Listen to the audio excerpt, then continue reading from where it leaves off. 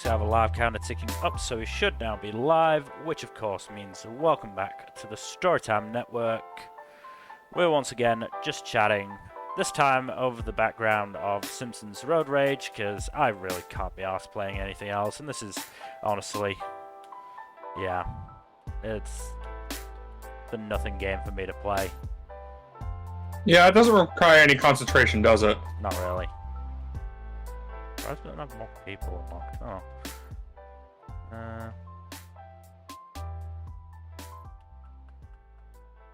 All those are unlocked. Okay.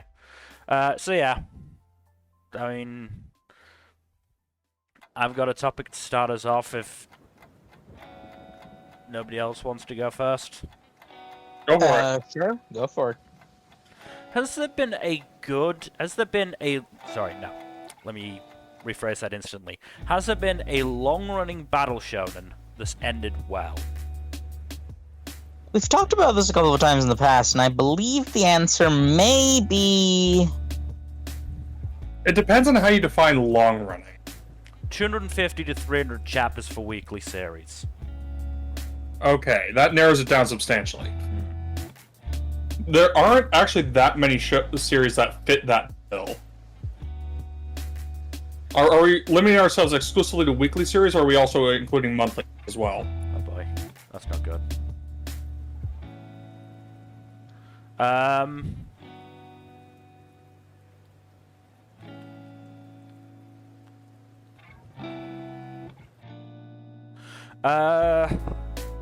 For monthly, it would have to be different, just because most monthly series will therefore be shorter because of, you know,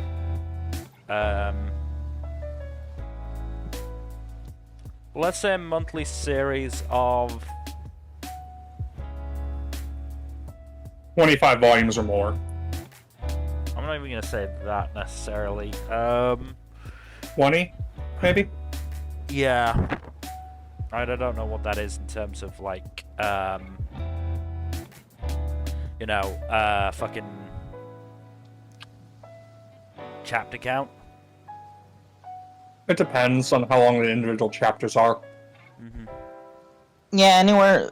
Like, a volume tends to be anywhere from 8 to 12 chapters. In a weekly.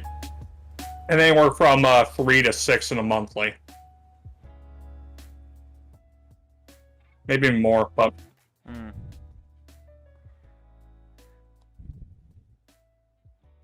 It's a hell of a Fullmetal range. Alchemist does fit the bill. And What was that? Fits the bill? Fullmetal Alchemist. Fullmetal Alchemist. Yeah! If I recall correctly, that one was 27 volumes. Alright, here would be my question. Is it a battle shonen? Yes, it is. It's borderline, I feel. Yeah. There are It is battles... an action-adventure fantasy shonen manga. Doesn't necessarily make it a battle shonen. It has a power system and everything, though. I'm gonna split hairs on this. Like, we're either gonna have to be really, really, really granular about what makes a battle shonen, in which case that kind of defeats the... Just accept that there will be outliers within any given genre, in terms of, like, how well they fit the standard or the norm. Yeah, that's kind of an entirely separate, Well, okay. There's a very simple metric for how whether or not something's a battle shonen. Average number of battles per chapter. I think battles per chapter is a bit hard to say because, like, sometimes it's one battle going over multiple chapters, so I don't think that's really a good metric. No, I mean, like, does battle occur in... Okay, average number of battles per arc. That is a much fairer way of measuring it. And well, what would be the mean number, then, that we're going for? Well, also, well, there's another way of measuring it. Like, obviously, we're not, like, in a position of practically measuring it right now. But, the average metric for not only the average metric, but also there's an issue of what percentage of the chapters are dedicated to battle is also an issue. Again, I think this is just a bit granular, especially since, like, as shown by a series like One Piece, there can be entire arcs with very little battling and that are dedicated to full-on exposition and/or exploration. Like, take Jaya, for instance. There is a grand total of 2 fights in Jaya, one of which is just one side letting... Well, 3 fights if you count one that happens, like, 90% off screen. The other one is just one side letting the other beat the shit out of them, and the last one is a fight that's over in one punch.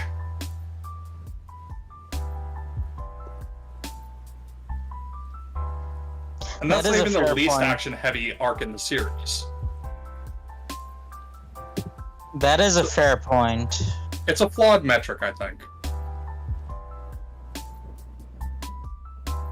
But you do admit there is a distinction. I don't think it's really fair to try to disqualify Full Metal Alchemist for not meeting, falling perfectly into the normal modal range for that.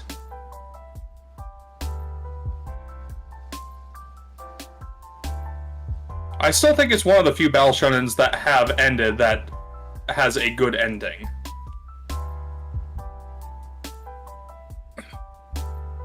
It definitely counts in by that metric. Like, there is no argument there. I can only think of a handful that come even close to, like, actually having a good ending. Let me look at shonen manga on Mal and see what qualifies.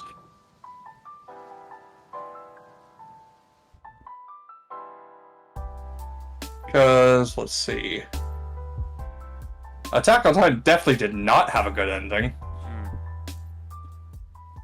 Naruto and Demon Slayer both had very mediocre endings. One Piece is still ongoing. Chainsaw Man is still ongoing. Hiraka is still ongoing. Death Note, the entire second half of the manga is much worse than the first half. With the sole exception of the fact that Light actually dies, which is nice.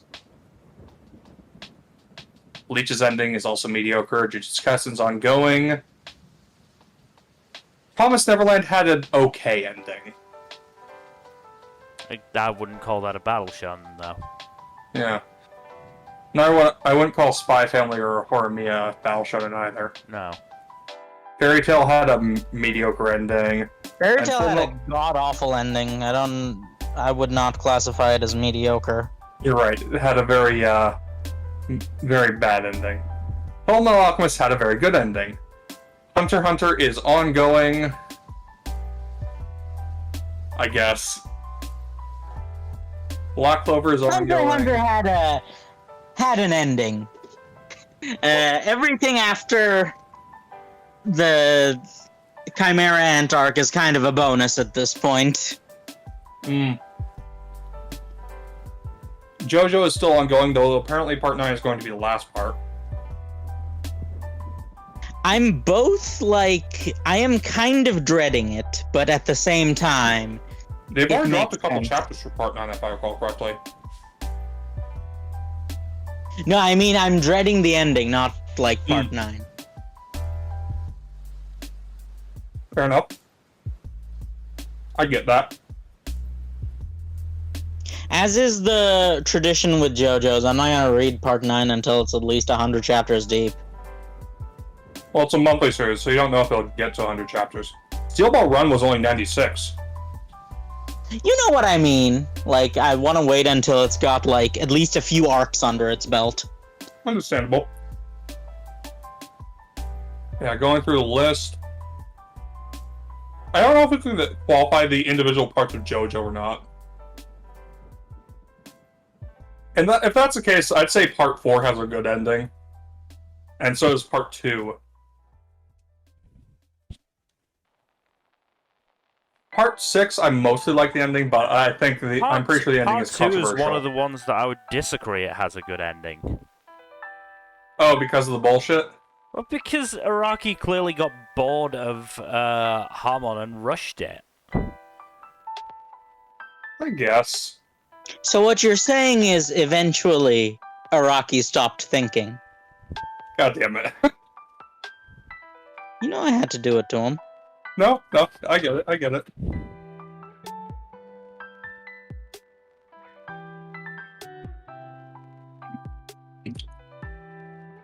Alright. I know nothing about Dead Man Wonderland's finale. Or most of it, actually. I think Claymore had a pretty good ending. Which is shocking considering the fact that that series is grimdark as all hell. Yeah. No, but the ending's pretty good and mostly upbeat and positive, which is, a big surprise. Dr. Stone had an okay ending. The last arc of Dr. Stone is quite possibly the weakest part of the manga, besides the beginning. Soul Eater... The ending for Soul Eater was weird. Not nearly as weird as Fire Force's ending.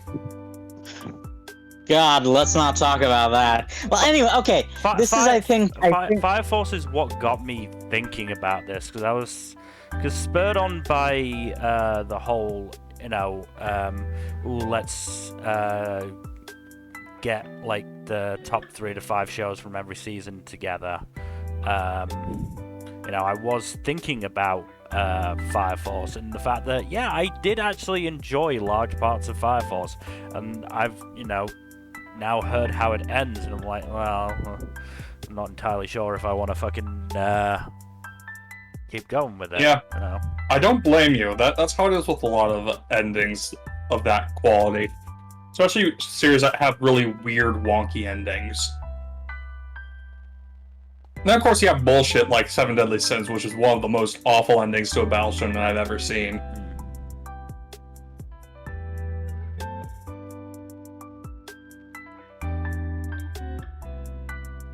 Seriously, I don't understand how the process behind that ending makes no goddamn sense to me. It's like Seven Deadly Sins is another series that had a good ending and then went on for about 50 more chapters. Which specific part? When they lifted the curse. Yeah. That was a decent ending. Like it was still a pretty. There were a lot of problems with it, but a lot of the problems were definitely because of how much the ending got dragged out. Most of the other problems were kind of just baked into the series and couldn't really be removed or adjusted.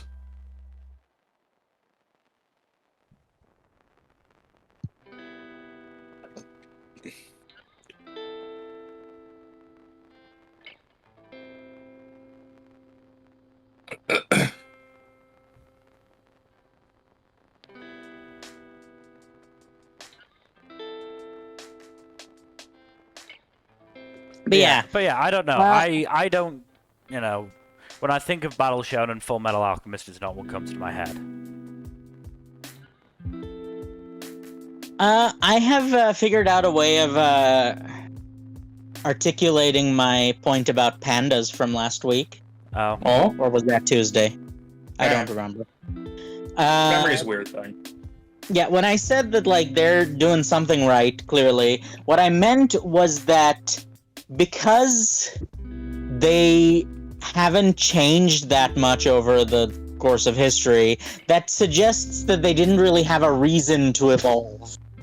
I mean, until, human pressures arose. It's the same with crocodiles and sharks. Yeah, that's kind of what I meant when I was like, oh yeah, pandas must be doing something right. Mm-hmm. Miller, are you not gaming right now? Well, there was a little issue of, like, the floor being just a black void when I tried to play Road Jesus. Rage. So I tried a couple other things. I've now downloaded a new ROM. I've already got the game, don't at me. And seeing if that works. Nope, it's still just a black void. What the hell? I don't know what's up. Danger?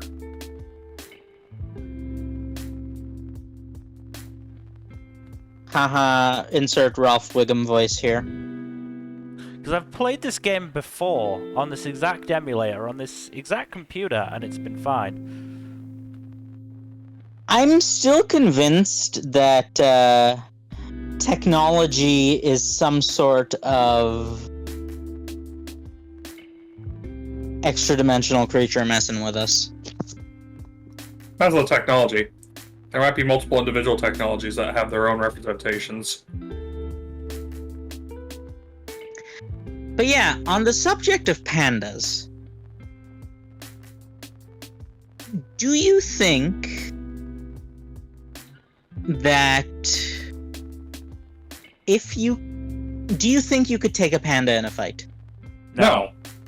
Pandas are hella strong. Well, I don't disagree with you. It depends on if I have a weapon. No, barehanded. Then no. Definitely not. Oh. They are very strong and they have claws. But do they know how to use them? I would imagine so. What do you think is the largest animal you could take in a fight?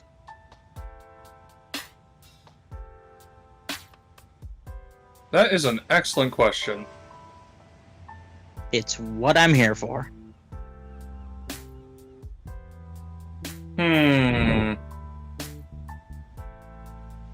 Let's see. I would probably say... Damn, this is a hard question. Because a lot of animals that are about human size would actually wreck your shit in a fight because they are a lot stronger than people are. Yeah, proportionate to their size. They invested all their points into Stir and Con instead of Int and Wiz. Exactly. Well, they would invest some points into Wiz to mark their territory, but that's besides the point. Like, humanity really, no reaction as to that joke? Yes, no, I get it. But humanity as a species considers both Stir as our dump stat. We've got Con. I mean, we're Right? endurance predators, yes. Yeah. So we've got like the endurance side of Constitution, but like as far as durability and strength go, that is a dump stat. Yep. Honestly, I would probably say... No. I know Capybara's my too answer. strong. I'm sorry, a bear? Capybara. Okay, well, Capybara. Whatever. Too strong. really? They deal with caimans on the regular. That's true. Actually, I could probably take an alligator. See, you say Depending that. on the circumstances. Depending on the circumstances. Look, I know there Because are I know people. their weakness. Yes, I know there are people who alligator wrestle for a living, but we're assuming like you don't have specialized training for it in this scenario. I don't have specialized training. You just need to know what their weakness is. Yeah, but there's a difference between knowing. It's like a great white shark's weakness is punching it in the nose, but that doesn't mean it's exactly easy. Fair enough. How you take an alligator is you ambush it and you just sit on top of it and hold its jaw shut. Because, believe it or not, surprisingly enough, Oh no, I didn't alligators say a have fight. I didn't say very an weak. ambush. They have very There's a lot- weak jaw opening muscles. Yeah, that's actually very common. A lot of predators have that feature. I'm pretty sure dogs have something similar as well. A lot. Where- It's most pronounced in crocodilians. They have some of the strongest biting muscles in the animal kingdom, but their jaw opening muscles are correspondingly extremely weak. But we are assuming this is not from ambush. This is a straight fight. You are in an arena. Oh. Yeah, those guys are I'm gonna- deceptively look, fast. Yeah, I'm gonna say my answer because I'm a pathetic soft boy. I think I could manage a squirrel. anything more than that, I just wait for death. Fair enough, I suppose. No, because, like, I have very low pain tolerance. So even, like, a cat or a small dog, once it actually wounds me, I'm just going to be too, like, shell-shocked to actually... Counterattack? Yes. Figured out the issue. Uh-huh. Had to take the graphics card from hardware to software on the emulator. Huh. Turns out I swear, that's the weirdest workarounds. Turns out I haven't actually played this game on this computer, so Oh well. Oh, you got it going now, so that's what matters. yeah. Memory do be like that sometimes. Yep. You sometimes gaslight yourself into remembering something one way instead of how it actually was. I remember playing this game on the emulator, but I'm fairly, to be fair, last time I did it, it may have been like first summer of the pandemic.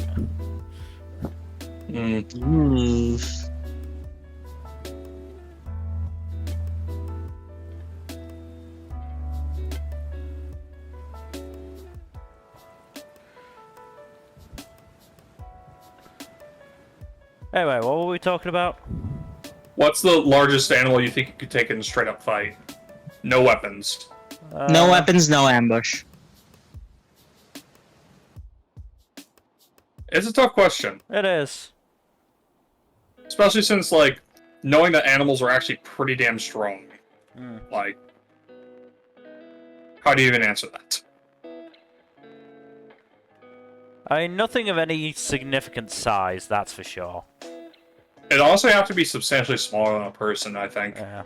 I mean, sorry about this, Fuzzy, but the first animal that's coming to my mind is a duck. I hadn't considered the avians. I have. Yeah, because, like... both ostriches and cassowaries off my list. Yeah, because they're man-killers. Yeah, you can potentially survive an ostrich, but a cassowary is just, you're dead. Yeah. Yeah, no, they would gut you. And not only are you dead, cassowaries are one of the few birds on record as being, like, man-killers. Did Australia wage a war against cassowaries and lose? It was emus. Emus, right. Significantly less scary, but, you know... Significantly more hilarious to lose a war to. Yes.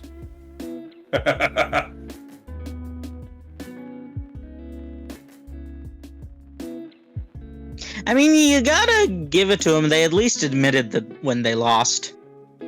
Yep. Unlike New York, which still refuses to admit that it's been taken over by rats. Pizza Rat was just the latest example of a successful military excursion. I do wonder sometimes. Oh, have you guys been keeping up with that whole UAP whistleblower nonsense? No. No. My man's is really out there testifying in front of Congress that there are biological samples. Oh yeah, no, that. Oh yeah, no, people are losing their shit. Especially the conspiracy nuts. Like, on a non-conspiracy nut level, what do you guys think is the explanation for UAPs? You can call them UFOs, Fuzzy. Well, no, but the UAP is like the actual term now. Again, if you want, you can call them UFOs here. We don't mind. No, I mind. I like calling them UAPs. It's more accurate depiction. What does UAP stand for again? Unidentified aerial phenomenon. Ah. That does sound a bit more of a broad term that works a bit better for, like, niche cases. Yeah, because, like... unidentified flying object could be like a lot of different things. And the problem with calling it an object is there are times when it's just like ball lightning. Mm-hmm. Right? Like, that's... Electric discharges are like, glowing gases aren't exactly objects in the traditional sense of the word. Mm-hmm. The RP asked Zeus. Well, we don't really care about that dude's opinion. No. It is very funny to meme on him, though. That is, a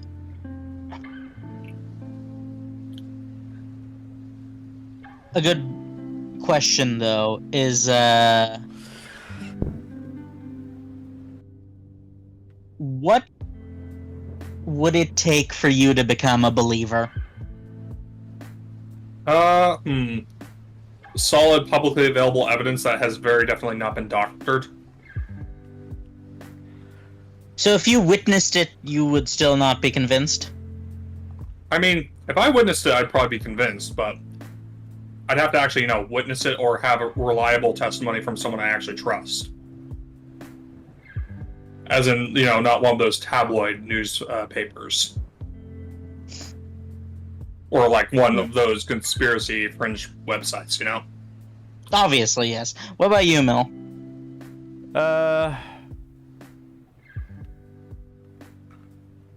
Not sure. Definitely seeing it with my own eyes. Not sure beyond that. It's so hard to trust anything you see now. Like on the internet. Especially what with deepfake technology and all that shit. Yeah.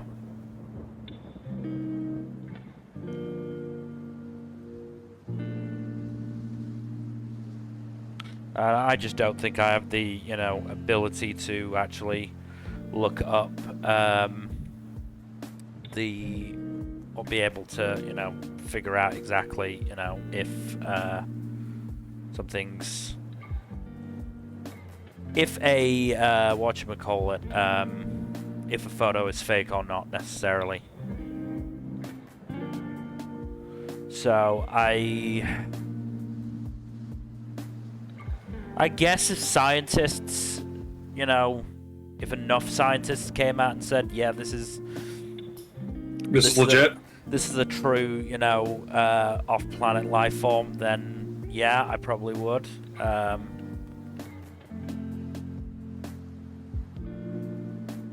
Look, I want to believe Fuzzy, but like, I am just like so accustomed to dealing with all the. I'm not saying this from the position of.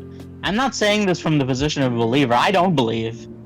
I'm very much a skeptic, but I'm kind of just like always curious to. I mean, I believe that there are probably, life forms out there. Do I believe any of them have made their way to Earth? Probably not. It seems unlikely, doesn't it? I'm in a similar camp. I'm also not sure if any of that extraterrestrial life is necessarily intelligent. Statistically speaking, there is intelligent extraterrestrial life out there, just by sheer law of large numbers. Mm-hmm. The problem is that our understanding, based on our understanding of the laws of physics, FTL just isn't possible. And as a result, past a certain distance, they might as well not exist. And that is not a very long distance, either. Mm-hmm. Like, anything more than like 100 light years might as well not exist, because it's not realistically reachable. Yeah.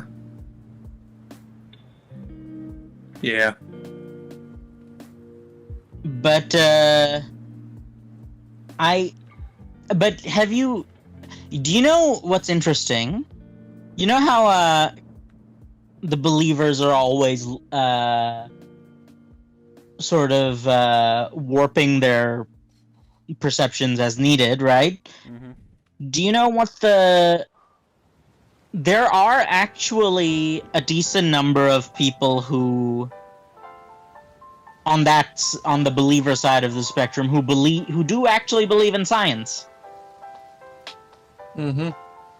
And so their response to the whole FTL thing is, what if they're not aliens in the sense of being beings from another planet, but more extra-dimensional or multiversal things? An interesting hypothesis. Because, like, that's much harder to prove, but by dint of being harder to prove, it's also much harder to disprove. See, but that runs into the issue of the idea of proving a negative. Well, obviously, it's, but it's kind of like the only, like, for the people who are more, who are not just straight up nutcases, but still believe in that sort of thing, that is kind of the only, like, hope they've got left, is that it's, like, something extra-dimensional. Mm-hmm. Which, you know, strictly speaking, it's not impossible, I suppose. It's not impossible, it's just very, very improbable. Like I said, I'd like to believe it's that there is other life out there. It's just I don't think it's likely we'll ever encounter, at least in my lifetime.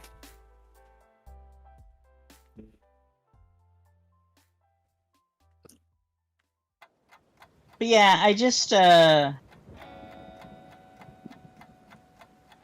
it seems like no matter how advanced human technology gets, there will still always be a sort of allure of the supernatural, paranormal, and things like that.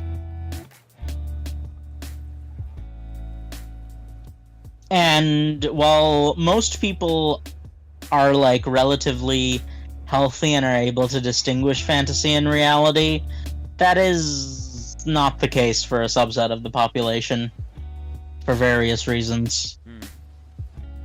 You know, speaking of supernatural, Oh boy. how do y'all all talk about series that imploded with their endings? My brother in Christ, Supernatural imploded like 7 seasons before its ending. Oh, I know. But the ending especially caused the total meltdown, which was hilarious. I almost wonder if it was like the ending was written out of spite. Entirely possible. I would not be shocked. Like it's there's a non-zero chance it was just it was intentional how bad it was. Again, I would not be shocked. Apparently the 5th season was supposed to be the original ending of the show, which I can buy. It was set up that way for sure. It would have been a fine ending. Honestly, possibly a pretty decent one. But the show was successful, so they had to keep it going. And thus it dragged and dragged and dragged and dragged and dragged on until its inevitable demise. That's usually with a lot of TV shows and their endings. A lot of them either were cut short before they could actually tell a full story, or they were dragged out past their natural ending. It has been getting better of late. For the most part, we still have run into the issue of Netflix canceling a bunch of shit because they throw everything at the wall and see what sticks, and then they just, like, cancel half their shows after 1 or 2 seasons. You know, it's kind of funny that Netflix has licensing stuff with Shonen Jump, because they really are the Shonen Jump of the streaming industry now. They really are, aren't they? With respect to their originals. Mm-hmm. So, on the subject of the Netflix One Piece adaptation, y'all gonna watch that? Because I'm not. Yeah. I have a very simple reason for not watching it. You don't like the For effects? many reasons. We do not have the technology to make human stretchy man look good. Honestly, in the more recent trailer, I think it looked pretty decent.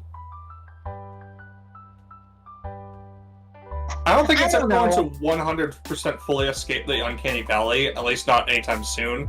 But for the most part, it was on the upswing. I don't know, it's just like... That's not what I... Like... The format of a TV show is just sort of... It has a lot of issues. And I feel like there are too many things that will be lost in translation. I mean, I think the biggest issue is the pacing. Because That is the primary thing, yeah. Is like... They cut 100 chapters into 8 episodes. Yeah, I think they should have done at minimum 10. Yeah, you just can't do that. Just like, that's not how... Some stuff is absolutely getting cut. The question is what and how much. Yeah, I'm just like, I do agree that the casting looks good, and like the production value looks good, and clearly they're trying, right? It does not seem as zero effort as a lot of other live action adaptations. Yeah. But it just like, I don't think One Piece is a story that translates well to live action. Honestly, probably not, but it's not. They're giving it their best, and I appreciate that. I've seen enough that I like that I'm at least willing to give it a shot, even if it's, you know. I'm kind of just like, One Piece is already kind of the pinnacle of like media. I don't really need anything more. I'm also like, going into it not expecting it to be, you know, like the manga or the anime. It's going to be its own thing, 100%. It's going to be, you know, more One Piece themed than One Piece itself. See, I would have actually, you know what I would have been okay with? I would have been okay with, like, an original story set in the universe. My issue is that it still stars Fluffy D. Luffy. Luffy is kind of hard to displace as a main character. Though I have seen some people try like a One Piece D&D type thing. It's a very good world. It's a very well-built world, and it's very interesting. So, you absolutely can have other stories, like, there's Guidance, right? Like Shokugeki no Sanji. Look, of all of the characters you could have picked for that. I know there's Ace and Law like novels, okay? I just picked that one because that was the only one that's a manga that I can think of. But yeah, I like the Ace novels are a great example, right? But it doesn't even have to be an established character. Oh, have they shown any Fishmen in the trailers? They have. How long? It wasn't great. Yeah. They also showed Karubi, and he looks substantially better than Arlong. Yeah, but that's because Karubi looks more humanoid than Arlong, even in like his base design. Honestly, the issue I have with Arlong is that he looks too damn skinny. He's supposed to be this huge, hulking dude, and like, he looks so tiny. They couldn't afford the roids for their actor. Honestly, they could have just done some perspective fuckery and made him look bigger. But no. I think people have forgotten. I think Hollywood as an industry has forgotten how to do that. You'd think so, but no. There are some recent things that have done perspective really well. I'm blanking on which one comes to mind. Fuck. Like, honestly, the only good series of movies that I can think of that have made proper use of perspective fudging.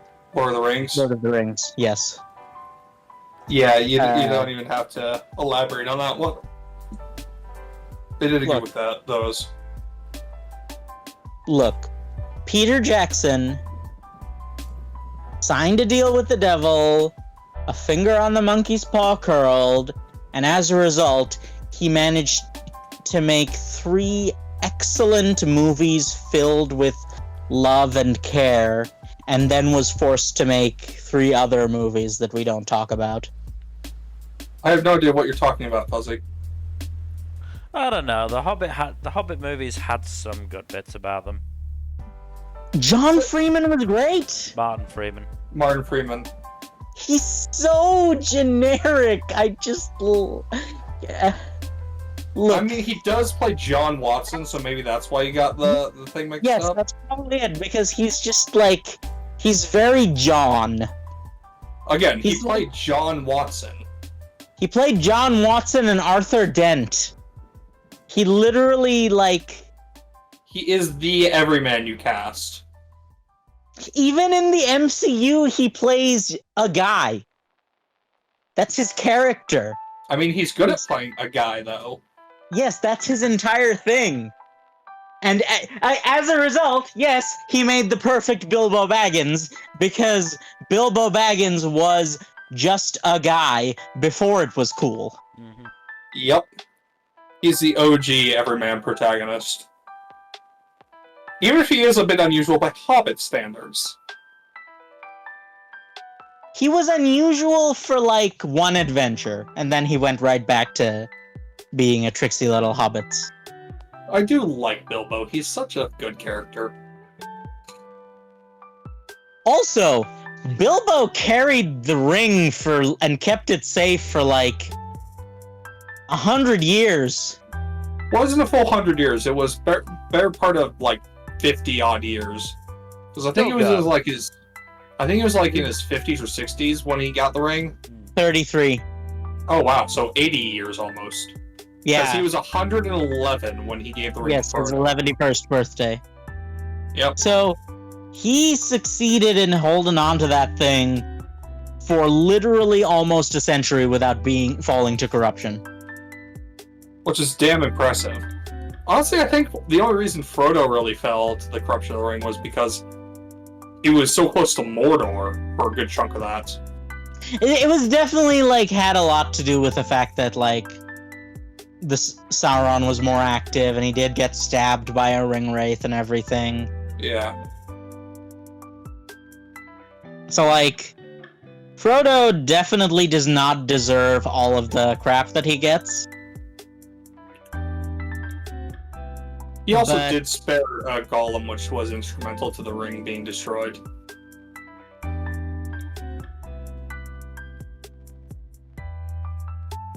But yes, also, Deagle and Smeagol were low-key banging, right? I forget, are they supposed to be friends or are they supposed to be brothers?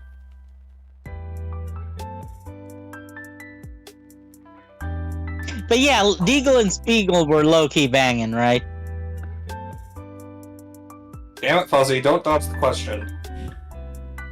Look, does it really change that much if they were related? Are you kink-shaming the early hobbitses, Jack? Really? I mean, there's definitely a lot of incest going on at the Shire. Maybe not direct incest, but, like, there are a lot of interrelated... It's a very small, insular community that marries exclusively in the tribe. So, yeah, I'm pretty sure they're, like, pretty inbred by the time of Frodo. Mm-hmm. Like, weren't Frodo's parents cousins or something? I think they were distantly related, but not that close. I don't recall. I'm pretty sure him and Pippin are cousins. Him and Pippin are cousins, and, like, Frodo's dad was Bilbo's cousin. Or his grandpa. I think that's their relation, is that, like... No. I'm pretty sure Bilbo is either Frodo's uncle or great uncle. Yeah, that's what. Yeah, but I don't think it was his brother's son. I think it was his cousin's son. Regardless.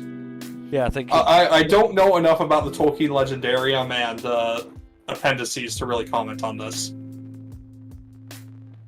We don't need to talk about Hobbit genealogy. It's fine. Just know that there's. I mean, Tolkien did that Probably- enough for the entire world for a good 50 years. Yep. Yeah, but like, I think we should just assume that there's some incest going on in the Shire. I mean, if you ask George Martin, there's incest going on everywhere. Look, okay, now that you've opened that particular can of worms,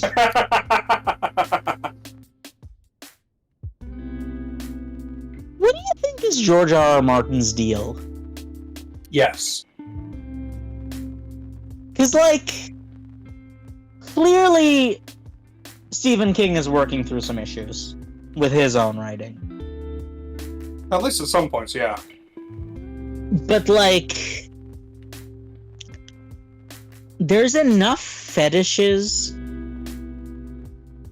shoved into the entire Song of Ice and Fire that I legitimately don't know which of them are actually Martin's kinks and which are just general. That is an excellent question.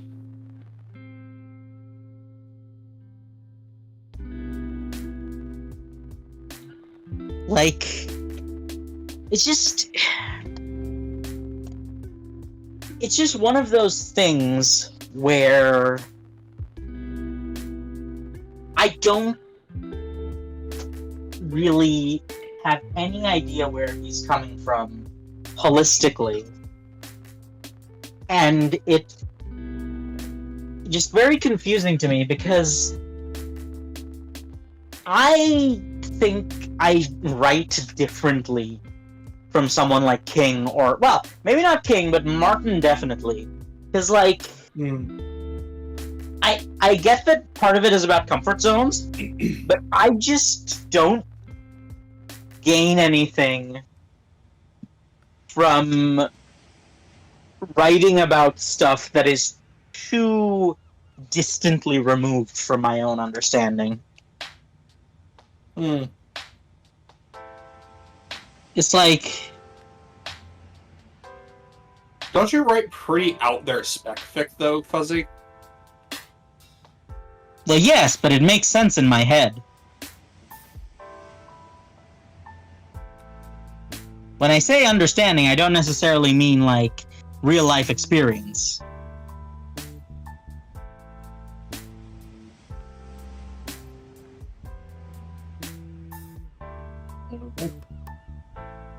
And you are forgetting the power of mental illness when it comes to... oh, right, were you there for that conversation, Jack? What conversation? Performance-enhancing LSD. I don't recall that conversation, so no. Yeah, Mill was there, so the conversation was...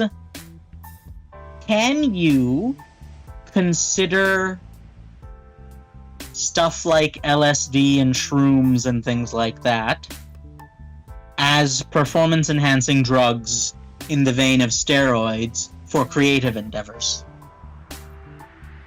I don't know, because... So LSD has its own issues, in that it won't necessarily enhance your creativity, it might just send you on a bad trip. So it's not guaranteed to work, unlike some other performance-enhancing drugs, which do have, like, at least a threshold of effectiveness. The reason I bring this up is because I knew a guy in college, which, that's a hell of a beginning to a lot of stories, isn't it? Like, a lot of stories begin with, I knew a guy in college, and the ending is, like, very, it could, like, go in a number of directions. But the direction I was taking it in is that, the guy I knew in college knew a guy in turn whose entire deal was he was a musician, like, who composed music, who would basically only ever be able to compose his best work on acid. It was either acid or shrooms. And I'm just like, is that cheating? I don't know if it's cheating so much as just like everyone has You know their what I own mean, right? a method Like, to their madness, you know? yeah, but at the same time, it's like I'm one of those people who's like just have a version of the Olympics or major sports league where all drugs are legal and see what happens. So not necessarily against it. I mean, But, I think like, we should have two different sports leagues: drugs and no yes, no. drugs. Yes, well, so you can't do that though, Why? because then people would be sneaking drugs into the no drugs league anyway. So you just Well, like that's dumb. There's a whole league for sanctioned drug use. Why would you sneak drugs into the no drugs league? because what if they're not good enough, even on drugs, to compete? That's a them problem. Yes, but that's how problems occur. Them problems are the driving factors of humanity. But yeah, drugs are an inevitability, so just let everyone use them and see what happens. It'll be funny. Granted, probably a lot of people will die, but like, they knew what they were signing up for. Athletes already get paid like obscene amounts of money. So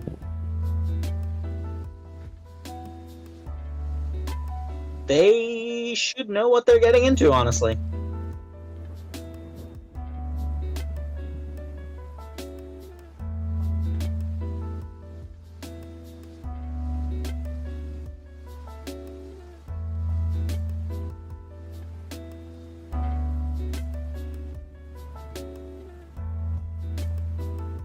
But yeah,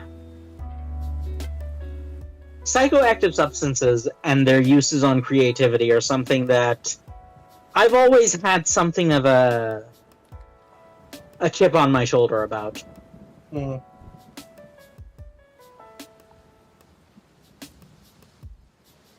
Because I'm like,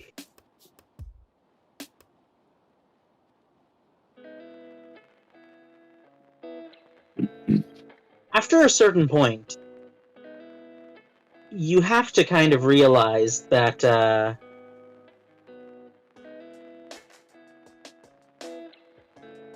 there greater value in being able to do something yourself than in needing the help of substances. And aside from the personal value judgment, is there a more pragmatic value judgment as well?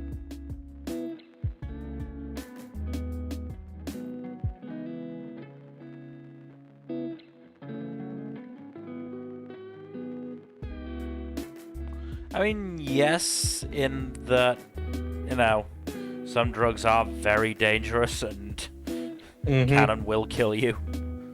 Do not do cocaine or heroin or meth. Ah, yes, the unholy trinity. Wait, is cocaine part of the unholy trinity? No, I think it's something else.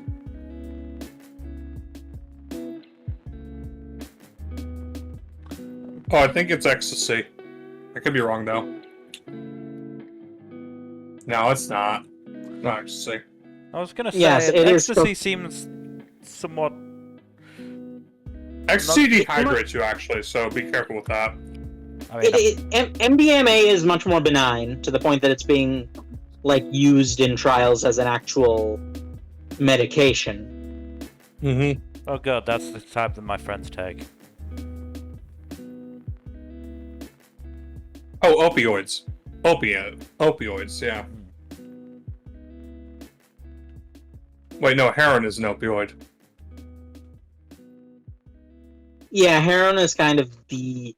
I mean, I feel like you should probably add fentanyl to Mm-hmm. the unholy trinity, but I think the problem with fentanyl is that like no one's intentionally taking fentanyl. Mm. Like people don't seem to seek out fentanyl. It just is it's something that they just like put in Yeah. stuff. Mm-hmm. Yeah, because it's cheaper. And you do get what you pay for. Ah. Ugh.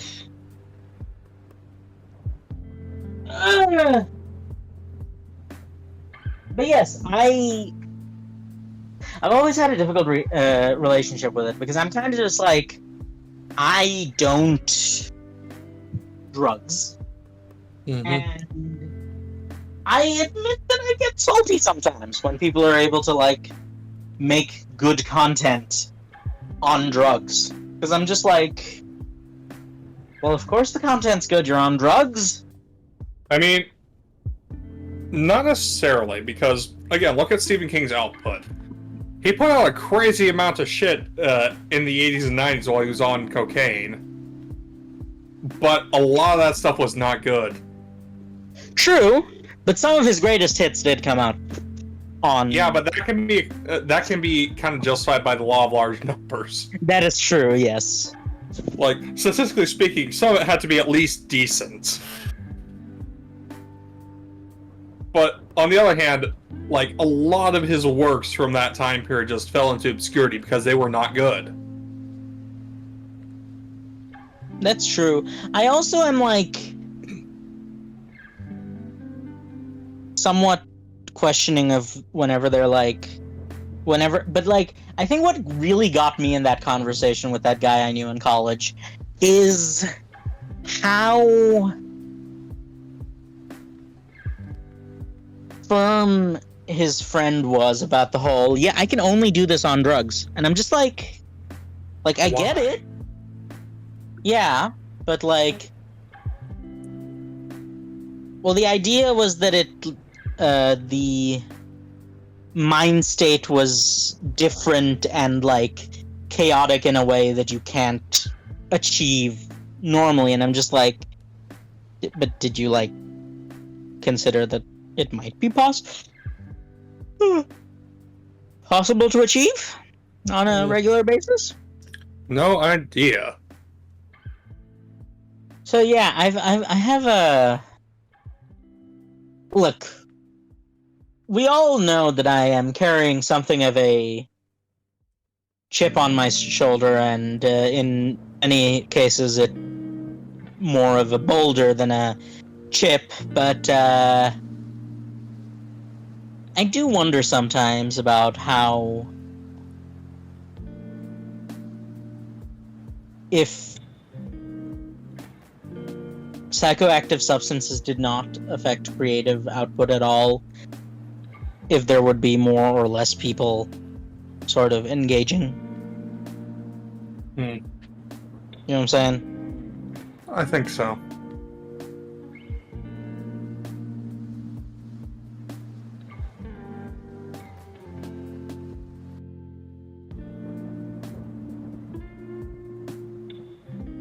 Oh! Here's another conversation topic. What were you most disappointed about regarding when you went to high school?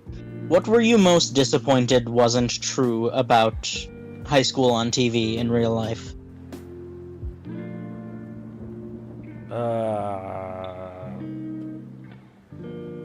Do not know. I don't remember. I kind of like don't have a lot of clear memories of that period of my life. Specifically, like late middle school, early high school.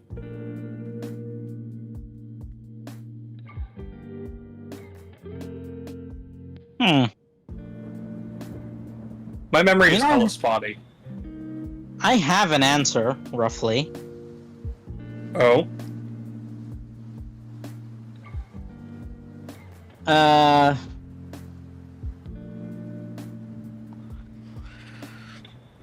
It's that I think the issue that I had was that I thought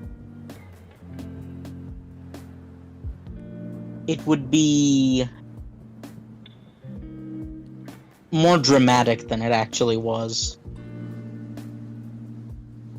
And and more than that, I think I thought more people would have like interesting opinions. But no, most people are kind of just like living their lives.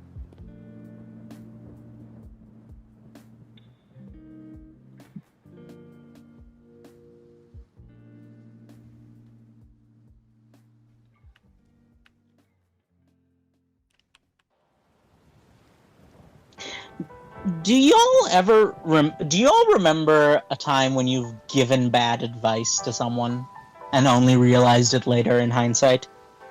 Yes, though I can't name any specific examples off the top of my head. I mean, I have to have given bad advice at some point. Probably.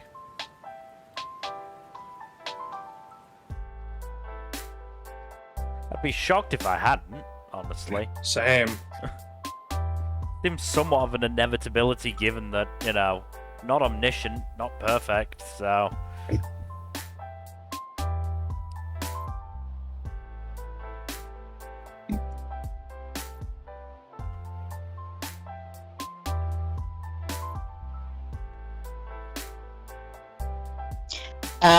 I mean, here's the thing.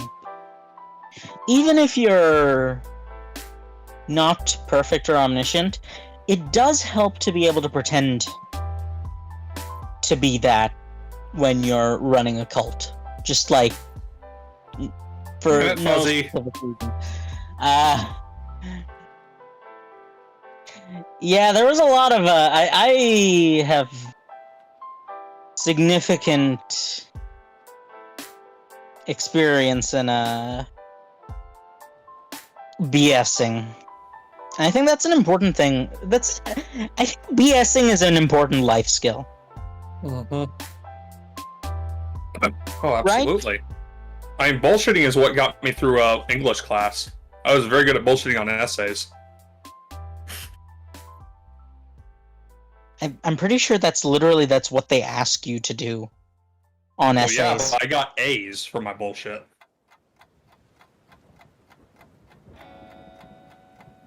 Because I was good at bullshitting. Yeah, I think... Now, here's the thing. I think there's a difference between being able to BS and being confidently wrong.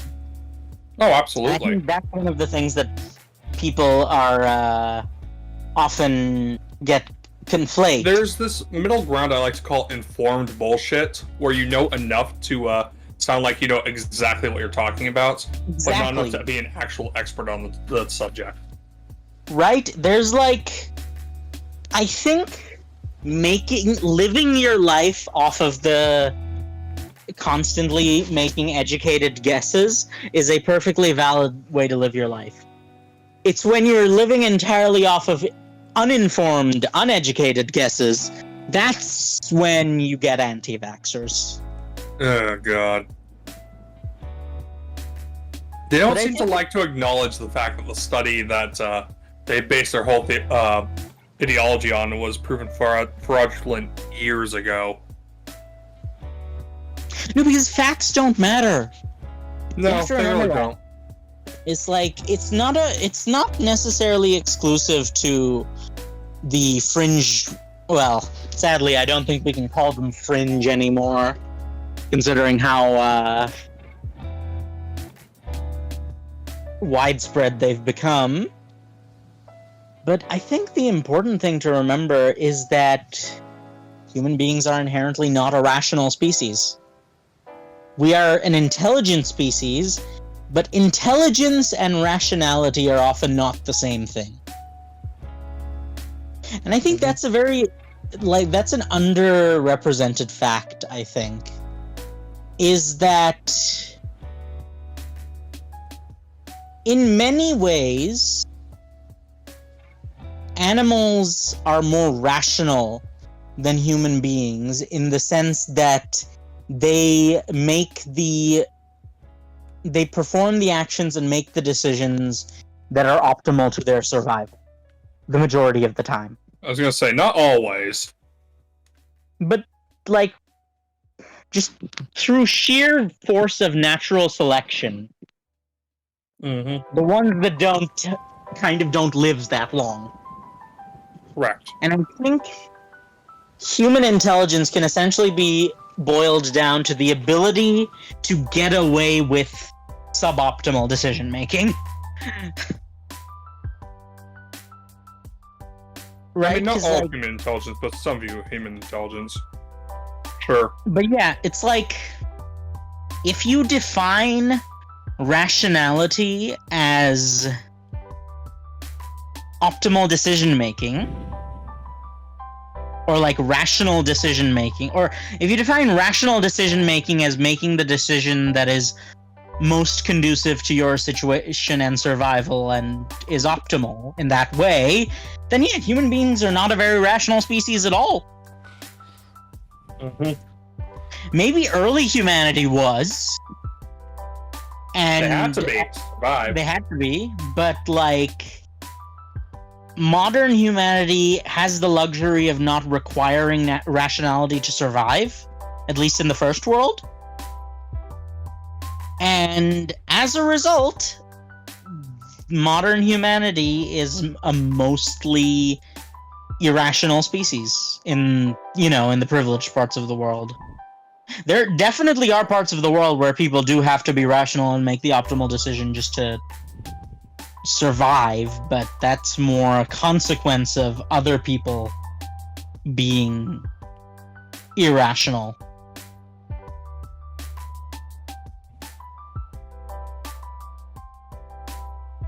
So yeah, it's something that it always gets me when people, and I'm sure you know which kind of people I'm talking about, go on about how they're being rational about things and everyone else is being emotional, when it's like, no, humanity just doesn't do that. I mean, a lot of the time people are arguing that they are saying like, oh, we're just being rational and factual, you're being emotional. A lot of the time they're not being rational and factual, they're just either making up facts or very selectively picking facts to suit their narrative. Yeah, and it's just like, that is one of the great misunderstandings. Like, just because we as a species have the capacity for rational thought does not mean we practice it. It's like how people have the right to remain silent in an interrogation. It's just that very few people exercise that right. Like, I've had my fair share of legal kerfuffles, and no, I will not be getting into that on stream. Fair enough. But my legal team has advised me that the optimal thing to do is just nothing in an interrogation scenario. The optimal thing to do is just keep your mouth shut. And especially if you already have your legal counsel with you, or if not, just wait for your legal counsel to arrive and then keep your mouth shut. Like, if you ever, like, pro tip, if you ever find yourself in an interrogation room, and you have been read your rights. If you haven't been read your rights, then I'm pretty sure you can just legally Walk leave. out, yeah. Yes. Assuming, again, this is assuming you are in a part of the world where laws matter. Mm-hmm. But I have the luxury of living in such a place for the most part. As do I for the most part, and I am fortunately privileged enough that I don't have to worry about that being violated. Unfortunately, some people are not as privileged, which is one of the major issues with the country I live in. But basically, if you haven't been read your rights, you can just leave. Mm-hmm. And they can't, like, legally seize stuff like your phone, so you can just make a phone call. But if they have read you your rights, exercise your right to an attorney. If you don't have one, ask for a public defender, because public defenders are still pretty decent for the most part. Like, at worst case scenario, they will at least keep you legally sound until you can find a dedicated defense attorney, and then just keep your mouth shut. Do not engage. It is perfectly within your rights to just close your eyes and, like, take a nap. Honestly, I was gonna say, what if I just take a nap? Yes, yeah, that is, you are legally, it is within your rights to do so, and plus side, if they don't let you sleep, you can cite sleep deprivation torture during your defense. Whether or not that's true is irrelevant. But yeah, you can just, like, lay your head down and on the table and take a nap. Mm-hmm. So isn't it true that sometimes, like, the police will take you in for questioning without actually arresting you because they don't have the evidence to arrest you, but they just want to get you in there to. And that's when you walk out. Yeah. Because Just if ask, they don't, I believe the question you're supposed to ask is something along the lines of, "Am I being detained?" yeah, and if the answer is no, you kind of just leave. You have every right to walk out if the answer to that question is no. And if the answer to that question is yes, they have to, I'm pretty sure you are entitled to counsel. Yes. Yeah, you ask 3 questions. Am I being detained? And if the answer is yes, say, well, not 3 questions, 3 sentences. Am I being detained? If yes, I would like to speak to an attorney, and I will not say anything else to you. Or something along those lines. You don't actually have to say that last one. Oh, okay. You can just say, yeah, I'm pretty sure you can just, like, exercise your right to remain silent. And, like, just give them the cold shoulder. Mm-hmm. This is a weird conversation we've gotten onto. It really is. I mean, it's what I'm here for. We've had weirder conversations, to be fair. That's a low bar. I know. That's fun to point it out. I don't think we have. Like, 'cause usually our conversations are out there, but this is the most potentially relevant. Right? So it's just like... Come on, Fuzzy, are you saying that succubus gender studies doesn't have relevance in today's world?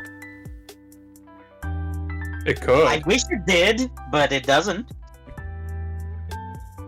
As far as I know, despite what many people wish, I'm pretty sure sex demons do not in fact exist. What a travesty. Now, gender studies is very relevant, but not as it pertains to sex demons. Damn. Sadly, I hate to break it to you, Mil. I didn't want to have to be the one to tell you this, but it seems I have to.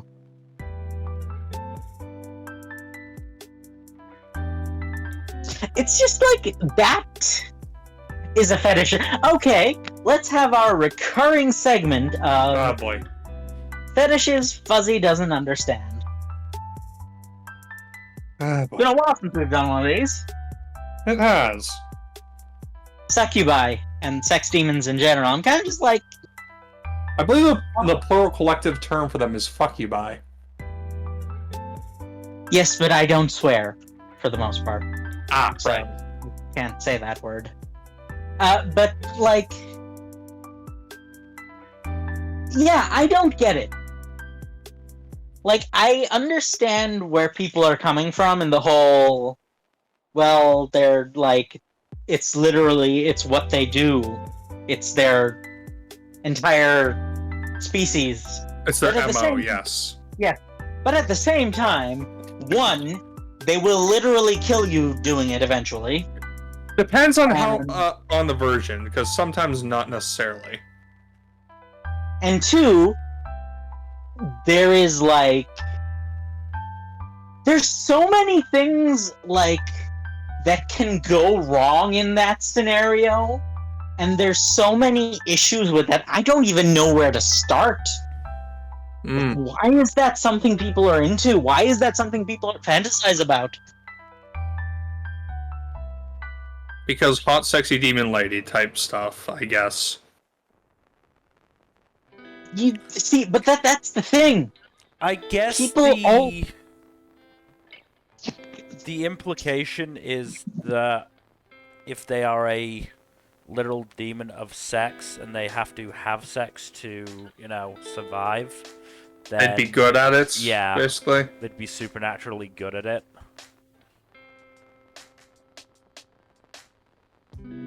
I just like... That would be my guess anyway. No, I agree with that. That's certainly part of it. No, not necessarily the whole of it. I mean, I guess to a certain extent, this can be extended to any supernatural predator that preys on humans, really. Vampires are another example, Mm-hmm. right? Like, the vampire fetish is a very real thing.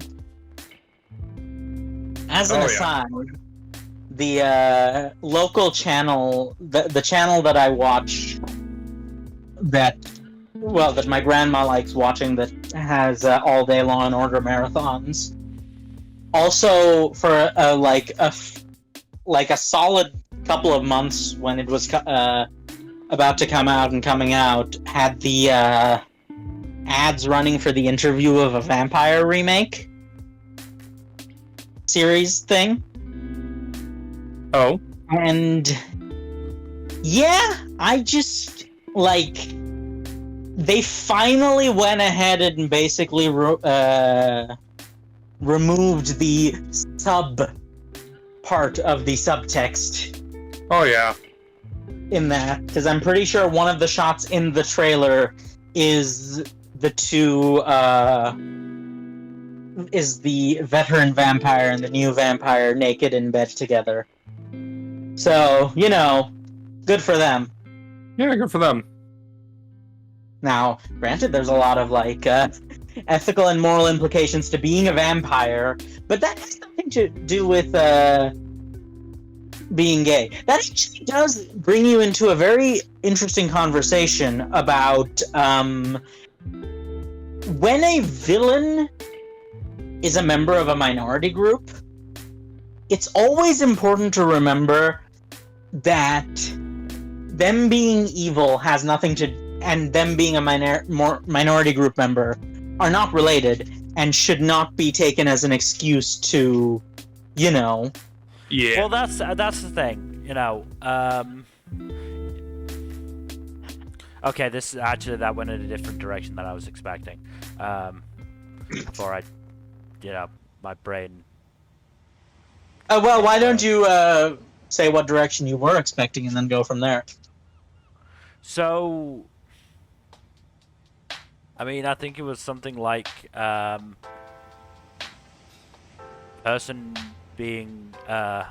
person who is a minority being a villain is bad.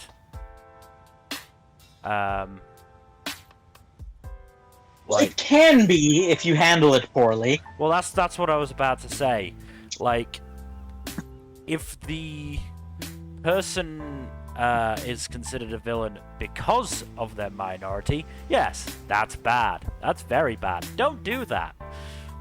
But if they are a person who happens to be a minority and a villain, yeah, that's fine. That should be fine.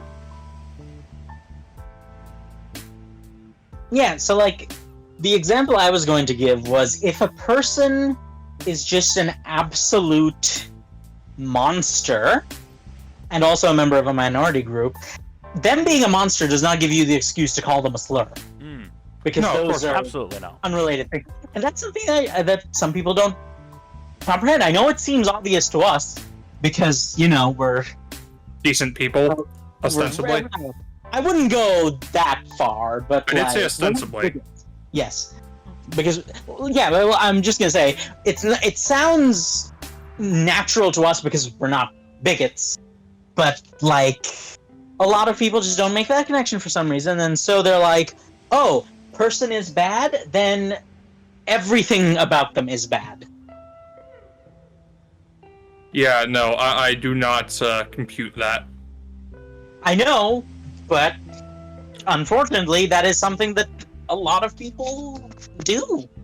And that's why I'm like, but yeah, I also, apparently, there are legitimately people who didn't realize that Anne Rice vampire novels were hella gay. Mm-hmm. Like, Brad Pitt and Tom Cruise in the original movie were absolutely banging. Just because they weren't banging on screen does not mean they weren't banging. Mm-hmm. But yeah, it's a... I suppose that brings us to, or could bring us to the discussion we were having in one of the anime chats in our Discord. the whole text versus bait, subtext versus bait Yeah. thing. We've had this discussion multiple times before, too, so... Yeah, I don't think we need to particularly reiterate it at the moment. We don't need but, to go into detail, but we can still touch on it, at the very least. But in short, I think context matters. Context matters, and also, like... It's important to keep in mind that not everything is going to be straight-up textual. Some things will be relegated to subtext either because, for whatever reason, the makers of something weren't allowed to Yes. make it textual, Oh, okay. or because that's just this kind of story they wanted to tell. So, I think this is my personal take on it, and it's a bit more extreme than a lot of other people's, and I understand that, but I am personally of the opinion, and this is something I've been developing over our many conversations on text versus bait, or subtext versus bait, is I think that if you are in a circumstance where you're allowed to make it textual without risking your career or your like sanctions or something, then you should.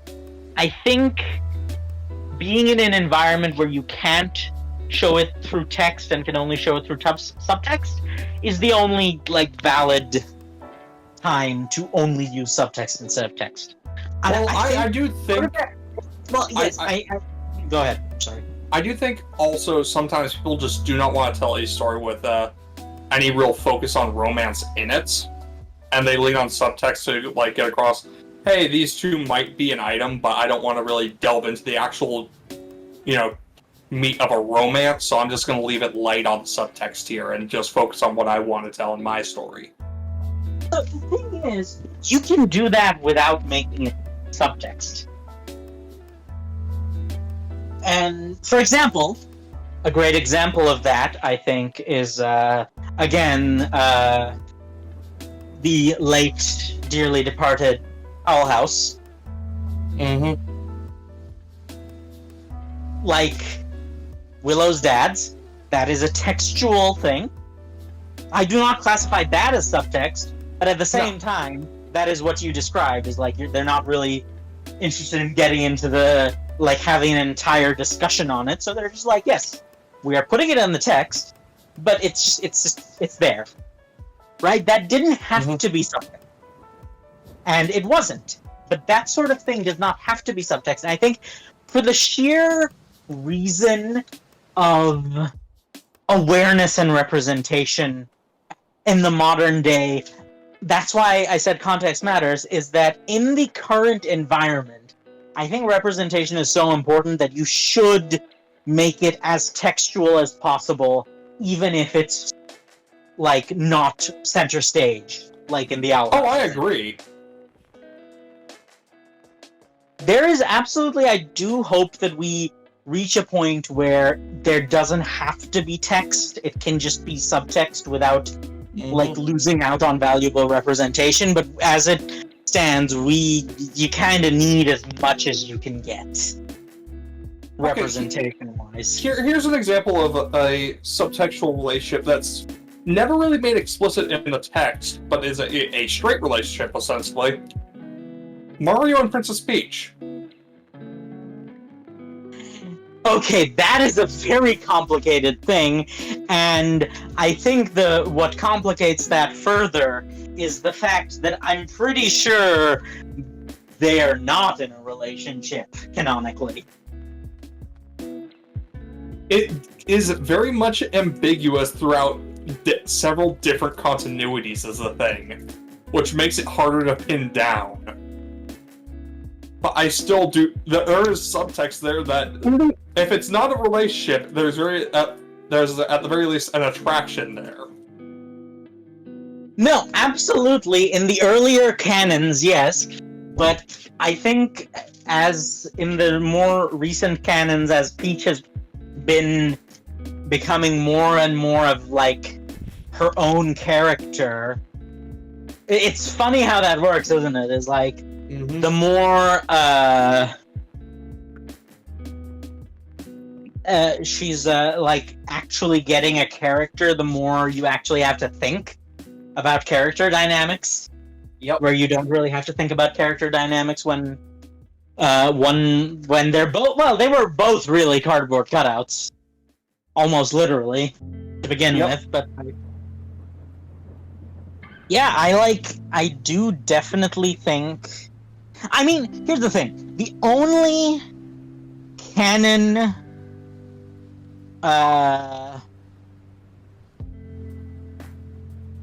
like, there are only two canon blood relationships, or like direct family relationships, in the Mario series that I'm Bowser aware and Bowser Jr. and Mario and Luigi. No, actually. Well, Mario and Luigi are, right? Aren't they? Mario and Luigi, yes. But the other canon blood relationship is that Shigeru Miyamoto is Bowser Jr.'s mother. I forgot about that, yeah. Yes, that is. Also, something people forget, Bowser Jr. isn't actually Bowser's kid. Bowser Jr. is Bowser from the past. Really? I thought Bowser Jr. was adopted. No, I'm pretty sure Bowser Jr. is literally past Bowser from a different time. I don't remember hearing anything about this. I might be confusing him with something else, but like... You might be confusing him with Baby Bowser, one of the Baby Mario spin-offs. Possibly, but I'm pretty sure Bowser... There's some weird stuff happening with Bowser Jr., is all I'm trying to say. Well, yeah. Because at one point, Bowser just straight up lies to him and tells him that Peach is his mother. Yes, whereas, in fact, his mother is Shigeru Miyamoto. Correct. Come on, Fuzzy, we already covered that. You don't have to repeat it. Yeah, it's important to, like, make sure people remember. Mm-hmm.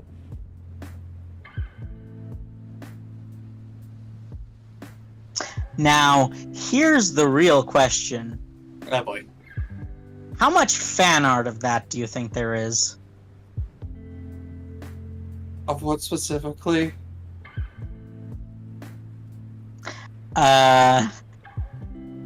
Use your imagination. I don't think I want to. Yes, that's why I asked the question.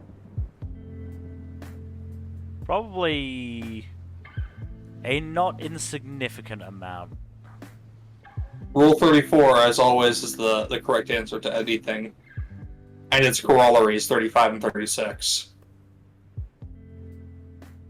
What about 63? And also, it's stickier cousin, Rule 34C. What's that? If it exists, someone has masturbated to it. Yeah, that tracks. That tracks. And that is not limited to pornography. The funny thing is, like, once something is used for porn, you know it's going to stick around. Or for any really sexual purpose, really. Yeah, that does tend to make things sticky, if you know what I'm saying. God damn it. Walked right into that one. Yes, you did. You really did. But yeah, how did we get to here? I don't really know. We took Why a very are we weird like wiki this? walk. Why are we like this? I mean, Fuzzy, you are the driver of a lot of these conversations, so... The question you should be asking is, why am I like this? Well, no, here's the question. What's worse, the fact that I'm driving these conversations, or the fact that you are willingly coming along? Man, I just hop in the passenger seat and see what goes on.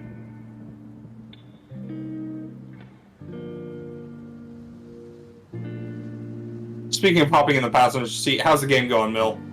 Not too badly. Too badly or not too badly? Not too badly. That's good. Unsolved the whole, no environment issues. Oh god. What the? Why did I suddenly just turn like that? Because the PS2 be whack, yo. It's still like the best console ever made, more or less. But, we still need to do our grand playthrough of the Kingdom Hearts series. I refuse to tag along for that journey. Why? I'm not getting dragged into your filthy fandom. Why? It's a good time.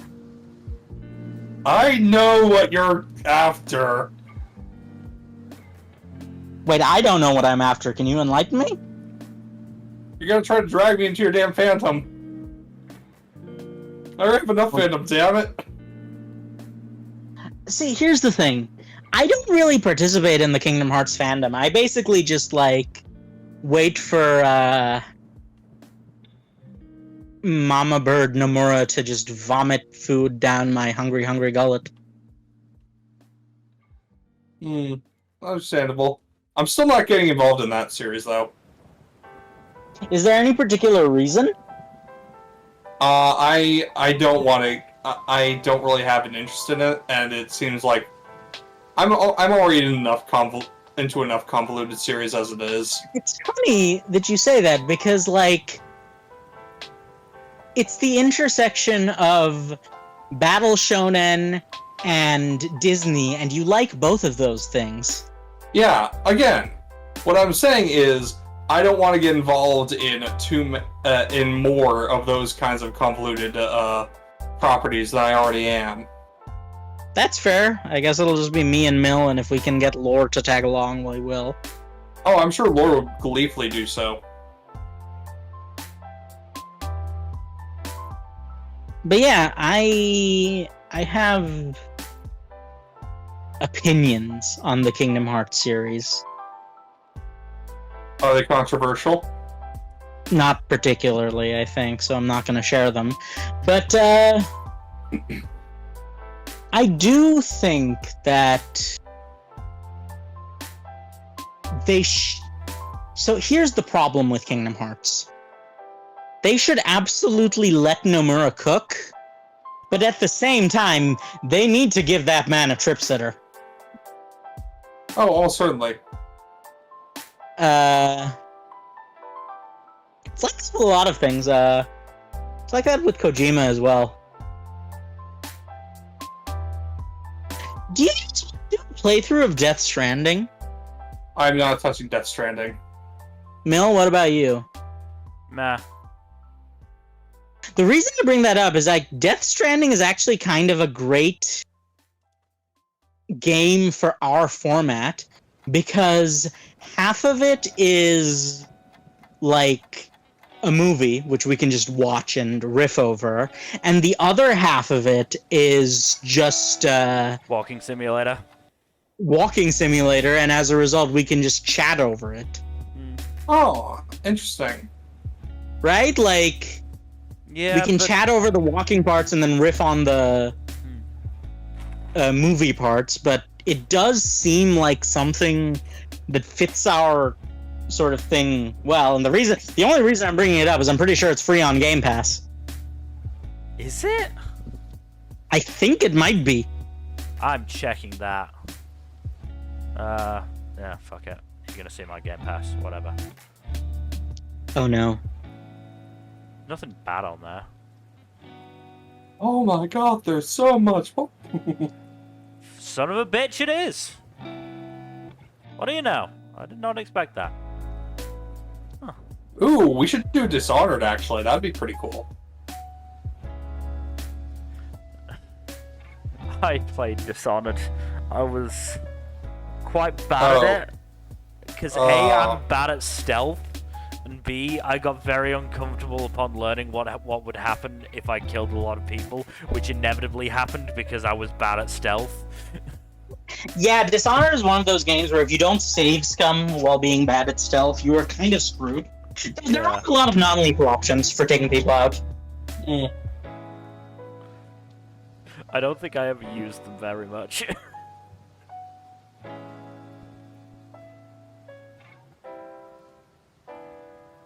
How much does a capture card for PS4 cost? Oh no. It's been a while. Too much is the answer, I'm pretty sure. Especially since it's PS5 era time. Oh no. Why would that make the PS4 one more expensive, though? Because they're not manufacturing any of the PS4 ones anymore.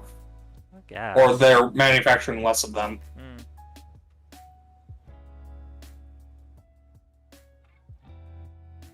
Yeah, a lot of third-party manufacturers are stopping their support of PS4 hardware.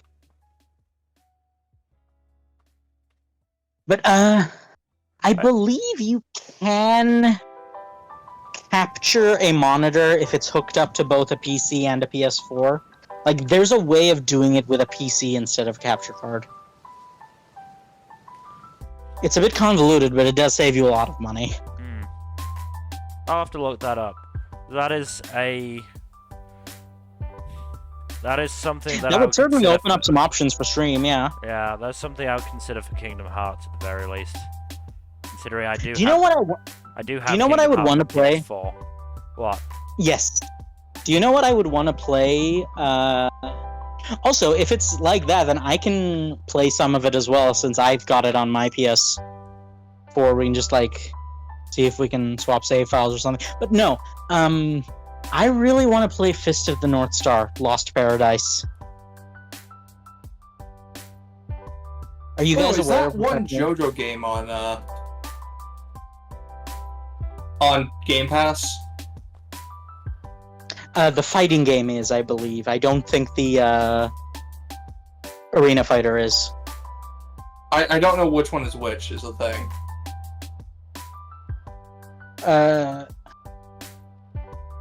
Because I The know Arena Fighter is Eyes of Heaven, and the fighting game is the other one. Okay. Yeah, Eyes of Heaven is the one I've heard good things about.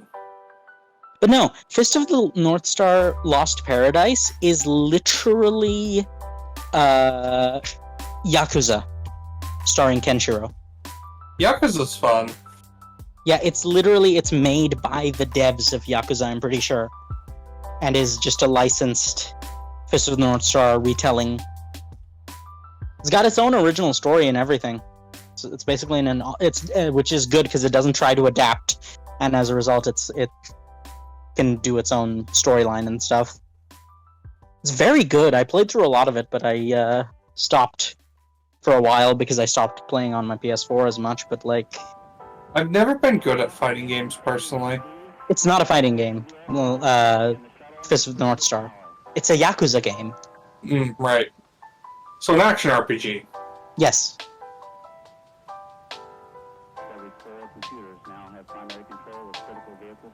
But yeah, it's also one of the few remaining console exclusives. I'm pretty sure it's a PS4 exclusive. Oh, wow. Not available on anything else. Pretty sure that and Bloodborne are basically the only real console exclusive games left in the modern day. I'm sure there were others. I'm pretty sure the Spider-Man 2 PlayStation game is It's a timed exclusive. That's different. Yeah. It'll come to PC just like a year later. Ah, I see. Yeah, no, games are just like Data Boy did. Yes, they're basically all timed exclusives rather than actual console exclusives. The only exceptions that are also like good games that matter are Bloodborne and Fist of the North Star Lost Paradise, which is a good game that does not get nearly the love it deserves, despite the fact that it is literally Yakuza's gameplay mechanics with a Fist of the North Star skin on top, where their heads explode all the time. But yeah, I think Death Stranding is something we can consider. Once my computer gets fixed up, I can do gameplay of it as well, and swapping save files is even easier on a PC. Wait, I can drive up that? Oh, damn it, I didn't know I could drive up that. But yeah, I just really, really like everything about the concept of Death Stranding. I just don't have the I don't have the mental capacity to play it on my own. That's fair. I imagine I would at least get very bored of it. Well, no, but that's the thing, is like you wouldn't have to actually play it. We could just be like chatting over the walking sim parts and watching the movie as the movie happens. Because you have to admit, while the gameplay may not be the most exciting for a lot of people, that man knows how to make a movie. Kojima is a madman. Yeah, he's one of the few remaining, mad lads, story-wise, left in the games industry. He just does not care. He will absolutely make Norman Reedus Mads Mikkelsen baby game.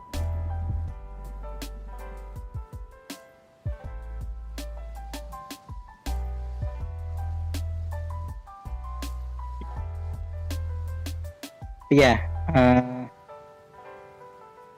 it would also be somewhat more regular, and we wouldn't have to go through the song and dance of figuring out what to play, and then, sort of having a lack of continuity between streams, because I've actually been thinking about that. We do have something of a lack of continuity on these chatting streams, because when we're playing a game, and when we have a different game in the background every week, there are definitely going to be people who will tap out because of the game being played without listening to the banter. That is true. So it might help if we just had an ongoing series. That is what Mass Effect was for me and Mill, right? That's what Mass Effect 1 was. We would riff over the cutscenes and then banter over the gameplay. You guys haven't really expressed, or at least Mill hasn't expressed much of an interest in going back to Mass Effect 2. Like I said, I'll do it once when somebody else can play it. Yeah, I think that's just the thing, is for the same reason you would not want to be the one piloting Death Stranding, I don't think either me or Mill really wants to pilot Mass Effect 2 that much. I don't mind piloting it. I'd be happy to pilot it. I don't mind piloting it, I just need a break sometimes. Like I said, I wouldn't mind playing it if you guys want someone else to play it while you watch. I'm not trying. But I look. I'm gonna come right out and say it. I think the story of Death Stranding is more interesting than the story of the Mass Effect series. I mean, that's your opinion, man. I haven't played Death Stranding, so I can't really comment on the quality of the story there, but Mass Effect is one of my favorite game series, so I'm not going to be unbiased in that regard. No, I get it. It's just like, I think the issue is that I have no doubts that like Mass Effect is decent, but the problem is that it's not really anything we haven't seen before. Well, that's more of an issue of Mass Effect being a codifier of a lot of tropes in more recent media. Yes and no. Because it is, while it does codify a lot of modern sci-fi tropes, it does also reinforce existing sci-fi tropes. That's because it is also a reconstruction of a lot of space opera tropes. Yes. No, I get that, but as a consequence of both of those things, it is not exactly what you might call the most original. It's like we live in an era of media saturation, right? Like, and I think you had the advantage of experiencing Mass Effect earlier on, I believe, right? I played the Mass Effect games shortly after the last DLC came out for the third game. My brother in Christ, that was almost a decade ago. I know. Yeah, so you have the benefit of hindsight as well. Like, you played it like in your formative years. You were still a teenager at the time. A late teenager, but still a teenager, right? I was like 18, 19 years old, so yeah. Yeah. And that's like the primary issue, isn't it? Is like, sometimes it doesn't matter that a story or a property is good. You also have to consider the person consuming it. Yeah, sometimes you have to consume something at the right time to truly get the value out of it. Yeah, and I think me and Mill just missed the window for Mass Effect. I'm sorry to say. Which is unfortunate. Oh, what are you gonna do? It's like, that's just how it is sometimes, right? In the same way that you can't really appreciate the way I do.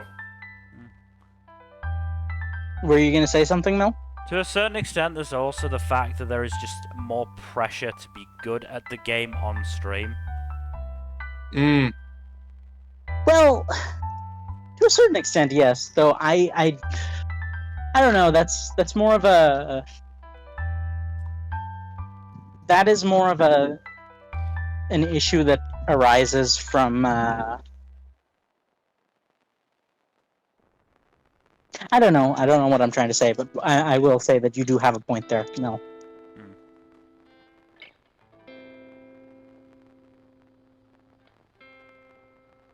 But I will say it's harder to be bad at a walking simulator.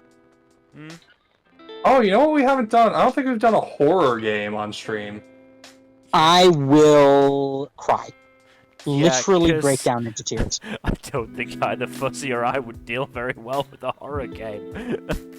You know what? That's fair. I mean, pretty half the fun of horror games on stream is to see people freak out over them. But I don't want to do that. Yeah, and the problem is, I would just like mute the stream and like look away for most of it. I couldn't stop myself from doing it. I would either be swearing pretty much constantly and like being incredibly cautious and all that shit, and then swearing even more when, you know, something actually happened, or I would be looking up, you know, everything about it so that I wouldn't be get as scared by it, which sort of defeats the purpose. And meanwhile, the only time I've ever been to a movie theater to watch a horror movie, I had a panic attack within the first 10 minutes. So that's about my tolerance for horror. That's rough, buddy. I suppose it depends what you consider a horror movie. I've never. I know, like, I remember what it was, and it was awful. And I only went there because there were, like, it was a family outing, but it was The Conjuring. Oh God. So it wasn't even a good horror movie. I don't get the hype behind those movies. The hype is that they came out in a time where people didn't have standards for horror, and they had high production value, and that's about it. Sounds about right. But yeah, I do not deal with tension well. I literally have more anxiety than most small dogs.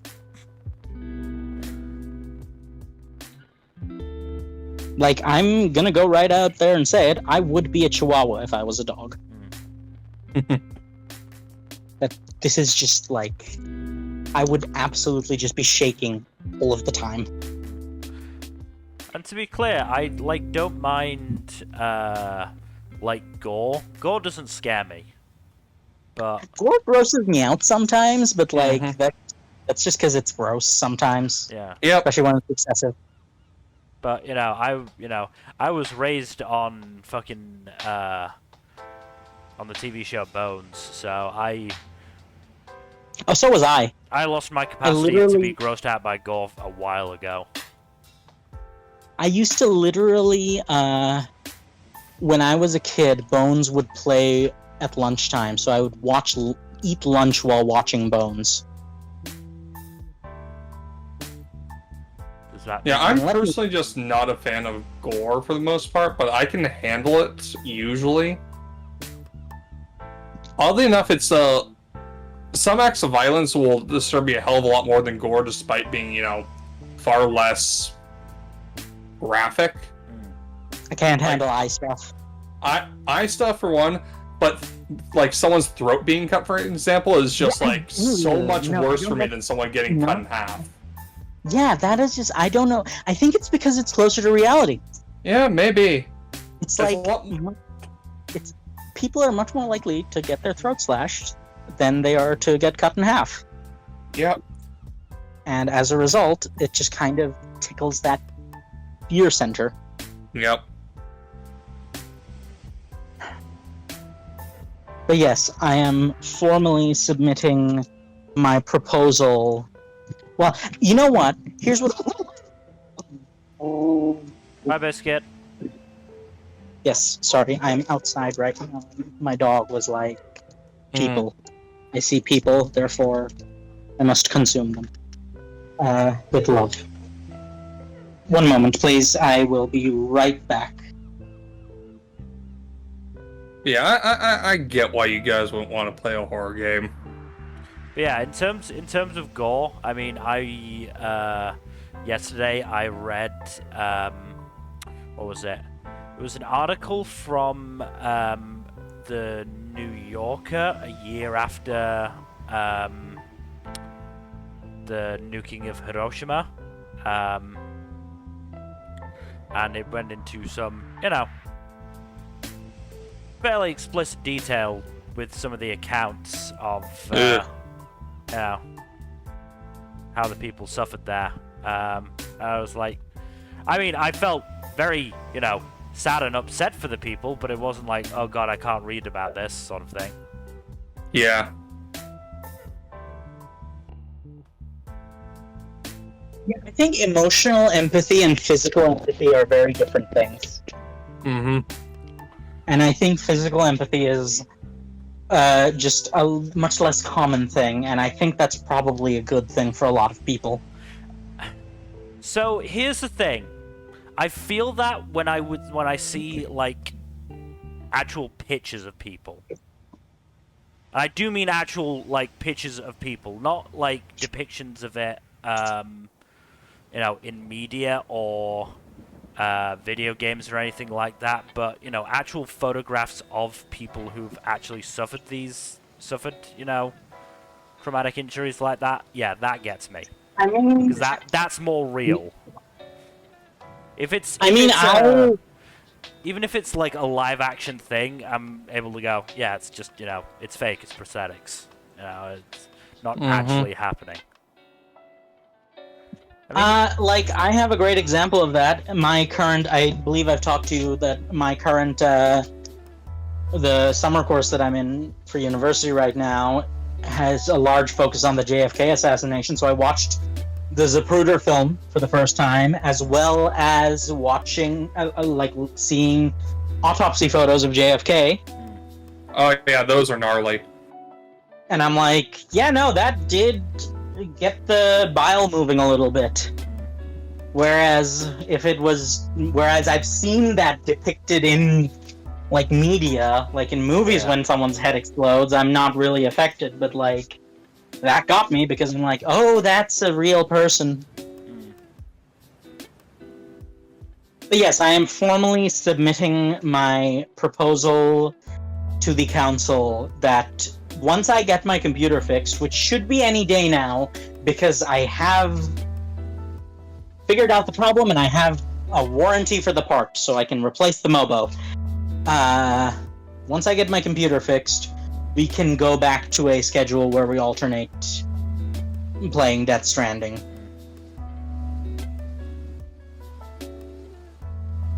I'm just putting it out there, but you know, I think it'd be a good time because it just like lends itself very well to our general format. Yeah, story-heavy games like Mass Effect can only take you so far in this kind of format too, because a lot of it will, like commentary over story stuff tends to mean that a lot of story stuff either gets missed or gets kind of talked over. Yeah, we did that a lot. We didn't really care. Which, again, it's not an indictment of the Mass Effect franchise. I think it's just like, we are not the target audience at the moment. Unfortunate. But yeah, I do think there's... So, yeah, we're definitely... Death Stranding might be happening. Kingdom Hearts is definitely happening. Though that will be contingent on Mill first watching the TFS playthrough of Kingdom Hearts 1. Oh god, because not even I would... You're not making me play Kingdom Hearts 1? Oh, thank god. We agreed on this! I am not that cruel. Kingdom Hearts 1 has janky gameplay, huh? That's been my big sticking point for Kingdom Hearts, is that I can... No, I'm just getting so, tired of Kingdom Hearts 1 and its terrible gameplay. I've heard the gameplay was janky, but good god. I'm not that good at platformers. I'm even worse at bad platformers. Oh yeah, you were having a fun time with Psychonauts. Psychonauts is a good platformer. It's just a little, you know, old. Kingdom Hearts was barely a good platformer in its day, let alone now. Thankfully, no, that's what I was referring to. All right. Thankfully, you had a not good time with a good platformer. I can only imagine how much time you'd have with a poorly aged platformer. I'm not very good at gaming in general. It's the thing. This is why Kingdom Hearts 1 is the only game with platforming in it. Yeah. It probably well, says actually, something funnily about, enough, later games... Yes? It probably says something about me that I'm actually kind of more looking forward to the fucking card game one than Kingdom Hearts 1. That is, in fact, Chain of Memories. We're gonna play Rechain of Memories. However, I would like to posit something. Some of those games need to be played with cheats for an optimal viewing and playing experience. I'm sorry, but that is just the case. And I will provide those cheats. Do not worry about that.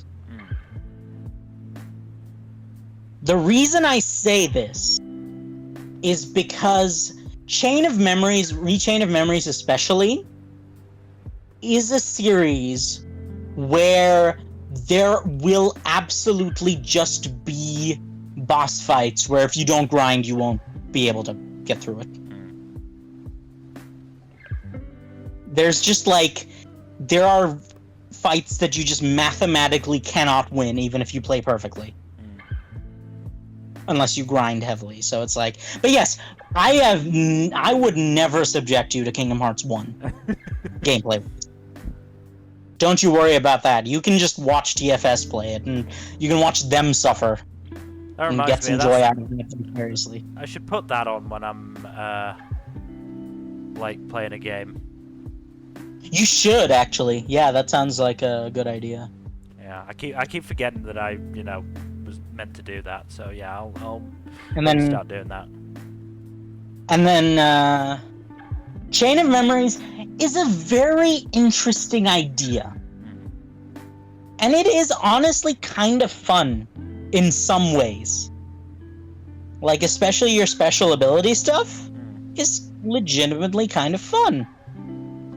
It just does not flow well. They really didn't optimize it because they didn't have time or, like, knowledge. I was gonna say, I think it's a case of,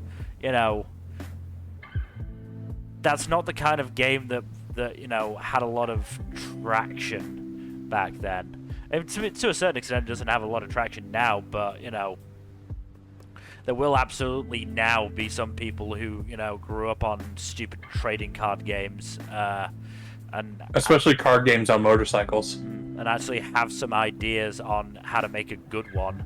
Whereas back then, I can only assume it was like, what do we do? I don't know.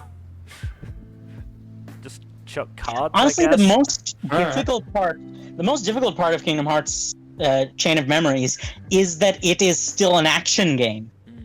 If it was just a trading card game, it might actually be much easier, but the problem is you still have to move your character around while also micromanaging your deck. That sounds like a not fun time. My deck. Yes. But yeah, I do think it's a great series otherwise. And like Kingdom Hearts 2 is when it really pops off. I've constantly heard people saying that Kingdom Hearts 2 is one of the best games ever, and it's like... It is, I will say, it is absolutely just a button mashing festival. Meh. But button mashers can be fun. Yeah. They can, yes. So let me clarify my Matt. It's more a case of I don't care that people like look down on button mashing. That was Yes, what my no. Matt was meant for. It's not great. Oh no, it's a button masher. No, that's not what I meant. I don't care about button mashing. I'll do it. On normal difficulty, you can literally get through the entire game pressing exclusively the X button and the triangle button when it flashes on screen. Honestly, the only time I think, oh god, it's a button masher is a valid complaint is if it's supposed to be like a fighting game where you're supposed to have actual technique and skill. Because at that point, it's just like, press X faster than the other person to win if it's just a button masher. And that's no fun. And also, it is... In many ways, Kingdom Hearts revolutionized QTEs. Because every QTE is the same button. Yeah, you just gotta press X to not die. No, you have to press triangle to not die. Specifically, in Kingdom Hearts. I was more referring to the trope specifically. Yes. No, I get it. But yeah, Kingdom Hearts 2 is when it really pops off. We also need to decide whether or not we're gonna play Kingdom Hearts 358 over 2 days. All of the fucking midquel titles really annoy me, not gonna lie. I mean, the point is that when 3 came out, I absolutely caved and bought like the entire thing, so I've got it. So here's the thing. Kingdom Hearts has non-representative naming. I realized that a while ago. Because here's the thing. Calling them midquels is kind of disingenuous because they're just full-on sequels. Kingdom Hearts Chain of Memories is Kingdom Hearts 2. Kingdom Hearts 358 over 2 days is chronologically just Kingdom Hearts 3 because it is a literal direct sequel to Chain of Memories. And so on and so forth. So we're probably going to be playing the games chronologically, if anything.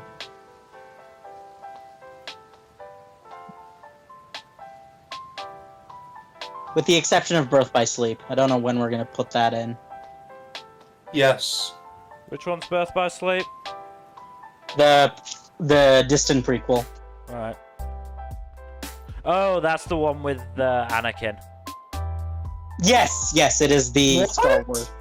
Yes, it's literally there's three storylines. There's three intersecting storylines starring three player characters, and one of the characters, his storyline is literally Revenge of the Sith. Yeah.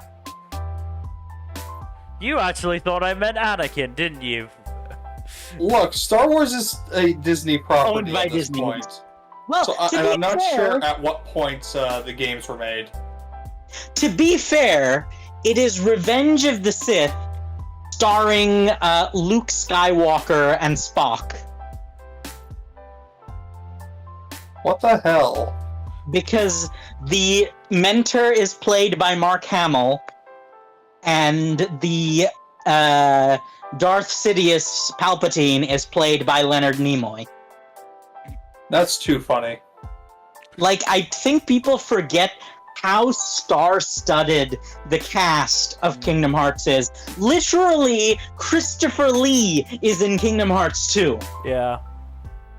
Not only that, if he was alive, he would be a character up to 3 because his character is recurring.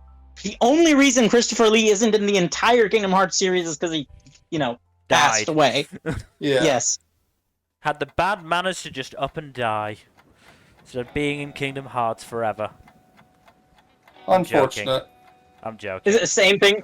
Yes, but again, Leonard Nimoy played the main antagonist of the series.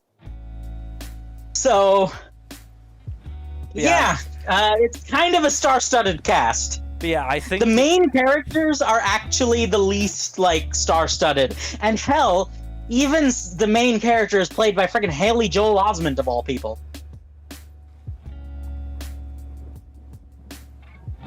But yeah, Yes, go on, Mel. I think the Anakin character is called Terra. Yes, Terra Ventus Aqua, because Sora, Riku, Kairi, Terra Ventus Aqua, it's a whole, it's thematic. I will say this about Kingdom Hearts, even though I have very little intention of going along with the whole let's play this game series idea. The music it absolutely slaps. Yoshitaka Amano is a goddamn. Wait, no, it's not what's his name? Yoshitaka Amano is the Final Fantasy artist. There's a Y. Hang on. I'm Googling it as we speak.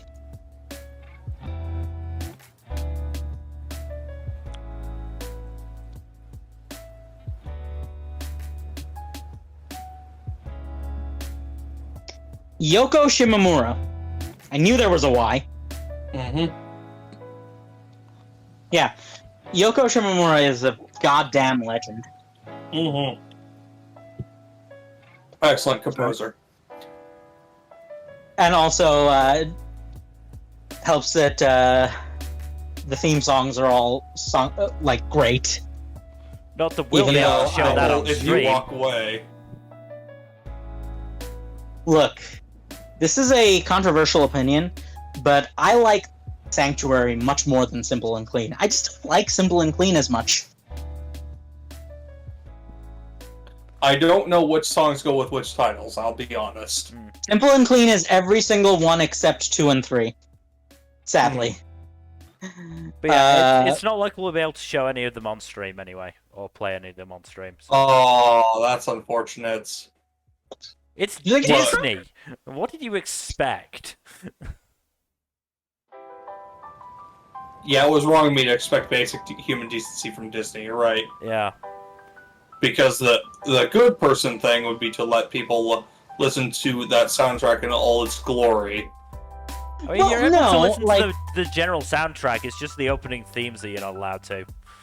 Ah, They will claim that shit. No, from even then, what I think only the opening themes with lyrics. Yeah. Because I'm pretty sure, with the exception of 1, 2, and 3, they don't put lyrics on any of the opening themes. But yes, there are probably going to be 3 games we need cheats for. Chain of Memories, 358 over 2, and what's the other one? Dream Drop Distance. Okay, how many Kingdom Hearts games are there actually? I think 9. Fuck me. And they numbered 3 of them. 3. Look, we know Tetsuya Nomura's not a sane human being. Look, This the is man no. can cook. I know he can cook. Yes, but the man can cook, but sometimes you shouldn't let him cook. no, exactly. Most of the time, you should let him cook. But I sometimes... can name like a good half dozen Japanese creators off the top of my head who fit that mold. Yoko Oda Taro. is also along that same axis. Oda, Nomura, Kojima, Nasu, I Yoko think, Taro, as and well. Yoshi P. Yeah. Those are the ones I can name off the top of my head. I'm sure there are others. I would say those 5 plus Nasu as well. I don't think Nasu has to. I don't think he does cook anymore. He can He just does like, cook. but he can like literally just live off FGO residuals for the rest of his life. Oh, he can, but he's actually written some of the storylines recently. And apparently they're some of the best. I would know, I read one of them, and it's really fucking good. Look, I have never questioned the writing talents of Mr. Educated Prostitute himself. But I have, you all know I have some thoughts. On I know you have thoughts, and we understand the thoughts. But, like, yes. I'm not saying he doesn't, like, you know, do the thing where he decides to experiment with what he cooks and pops out something truly horrid. I just find it so funny, and I will never shut up about this, how literally it somehow became more sexualized and less sexualized at the same time as it went on, because the earlier series were not very sexualized, but they were literal porn, and the later series are hella sexualized without any actual pornography involved. Also, we've been going for 2 hours and 12 minutes, so I think we should stop cooking. Yes, probably. Let me One just last thing to input with regard to Fate, specifically. I do find it hilarious and also kind of depressing that a lot of people don't seem to understand that both Thoreen and Saber are canonically bi, and no one really seems to acknowledge that anymore. I'm pretty sure in Fate, everyone is bi. Not everyone, but like a lot of them, yes. Like, I know Astolfo is canonically bi, but that should surprise no one. No, like it. The only funnier thing would be if like Astolfo was just staunchly straight. We know that's not true. Yes, I know, and that's why it's wonderful. I do appreciate that Iskandar is also canonically bi. Because according to, I think it was Urobuchi, if he was summoned by the people who were originally going to summon him, he would have tried to bed both the husband and the wife of that duo. Look, that's just how they did it back in the day. Yeah. Is the thing. Yeah. But yeah, and of course, we don't even need to... well, first of all, the thing about Saber is not only canonically bi, but also did, like, impregnate someone. Yep. And that's how Mordred came about. Yep. Facilitated by Merlin, and this is all Merlin the canon. Dick Wizard, yes. Saber literally went up to Merlin and was like, "Magic me up a dick," and he was like, Magic me up the dick so I can knock up my wife, basically. and then not the wife, because I'm pretty sure that's a plot point, is that it was definitely not the wife.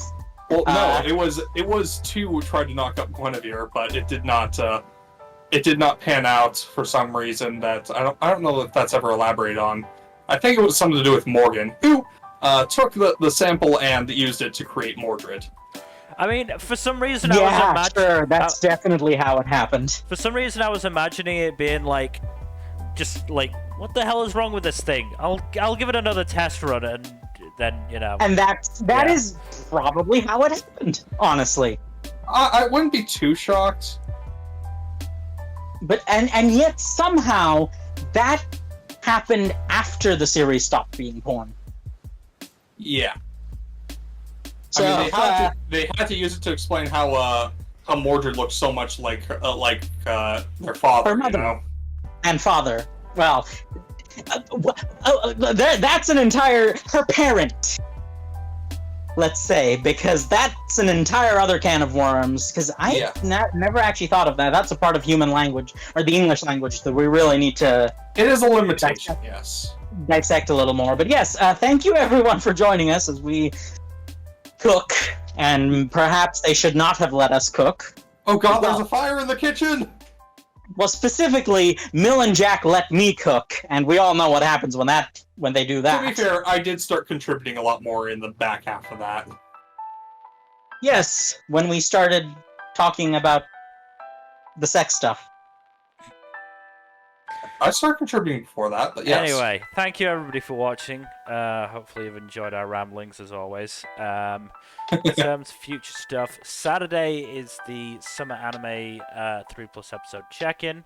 There are a couple of really good shows that I like, and some shows that I'm struggling to make myself watch. Sunday should be more D&D. Tuesday and Thursday, I guess we're gonna figure this out. Thursday might be Tales of Arise again. We'll see. See how I'm feeling. Yep. Otherwise, again, thank you everybody for watching. Please do give us a follow here on Twitch and on the website that will not be named at storytime_net. And also on YouTube. Give us a like and subscribe and follow and bell. Yes, thing. yes. We do have YouTube. It's where the archives all go up. Yep. And I'm doing a decent enough job of keeping up with it. Hooray. Otherwise, again, thank you for watching, and hopefully we'll see you on Saturday to talk about some anime. Good night. Later. Bye-bye.